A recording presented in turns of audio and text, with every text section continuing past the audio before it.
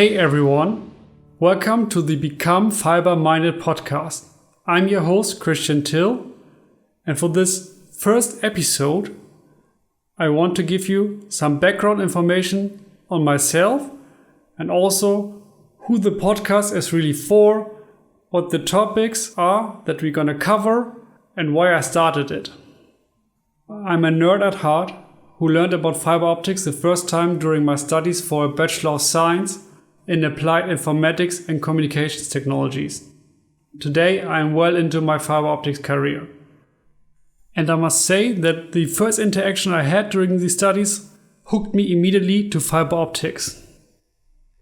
Because then I realized that fiber optics helps the society progress. It's all about connecting people, especially now in these times where everyone is working from the home office.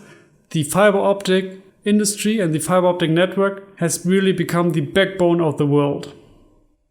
One of the things I did during my studies was a project on Brillouin scattering. Brillouin scattering describes an effect where light interacts with the fiber, causing an acoustic wave which is slightly shifted due to the Doppler effect and reflected back to the sender. And the Doppler effect is something you see in your daily life. Let me give you an example.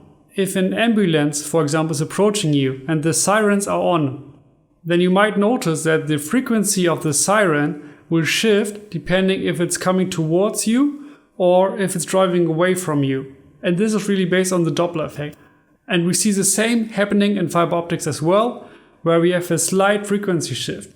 The Brillouin scattering effect I mentioned earlier is a nonlinear effect, and this means that it's only visible if the output power of the laser is above a certain threshold.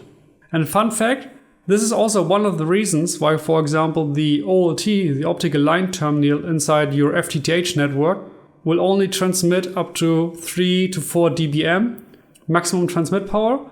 If it would transmit at a higher output level, then these nonlinear effects would drastically increase and therefore increase the bit error rates. But obviously all the theory is nothing without any hands-on activities and hands-on experience. I also pulled cables, I spliced and performed customer activations for a local city carrier with whom I also wrote later my thesis on their migration path towards a WDM-PON network. And this local city carrier is now one of the largest networks in North Germany, and I'm proud that I helped a bit with that. After accepting a position as a fiber product manager focusing on the cable MSO market, I joined Expo in 2015 as a subject matter expert, where I provide thought leadership for best practice in fiber deployments. As you can imagine, working for a test and measurement provider, we are getting the calls when something went wrong or when problems occur and the problem needs to be found. And this influenced me tremendously inside my journey, because I met very kind, talented and generous people outside the test and measurement world who helped me grow my understanding and my chops. And I also realized early on that I wanted to help others take control of their professional destinies in fiber optics. And this was really the spark which led to the creation of the Become Fiberminded podcast. I was fortunate enough to talk to these talented and generous people, learn a lot, and now I want to give back to the community so we can all grow together and become fiber-minded together. I've been planning this podcast for a long time. I took a week off. Now it's finally coming together. And I'm super excited to share it with you. So if you're looking to learn about fiber optics in general, are interested in the latest technologies and trends like hollow core fiber or quantum transmission, if you're interested in planning and the construction of fiber networks, or want to grow your knowledge on best practices, then you have come to the right place. And it won't be just me sharing how to succeed in fiber optics.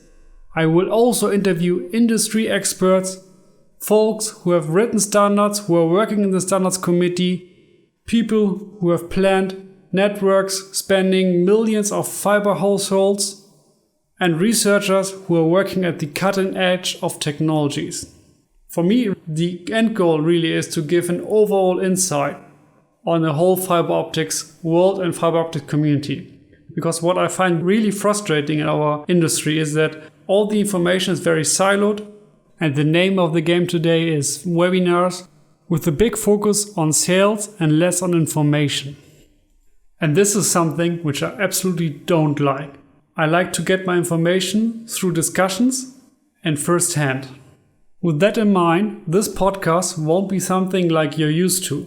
Each episode will leave you with key takeaways to implement in your fiber optic business immediately, such as how to do the perfect splice, using the best practices, understanding the different cable types, and this is something I will discuss in episode 3, so make sure to check this out as well.